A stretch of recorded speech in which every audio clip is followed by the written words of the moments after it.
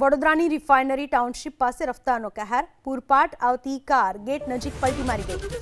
મોડી રાત્રે અકસ્માત બાદ ટોળું એકત્ર થયું. કારમાં સવાર 4 લોકોને બહાર કઢાયા.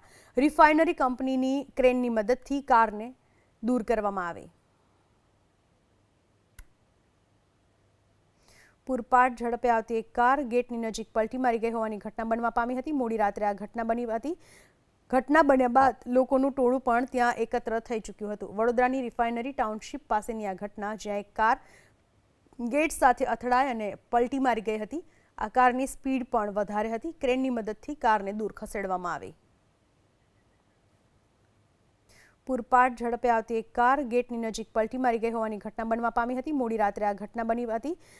ઘટના બન્યા બાદ લોકોનું ટોળું પણ ત્યાં એકત્ર થઈ ચૂક્યું હતું. વડોદરાની રિફાઇનરી ટાઉનશીપ પાસેની આ ઘટના, જ્યાં એક કાર ગેટ સાથે અથડાઈ અને પલટી મારી ગઈ હતી.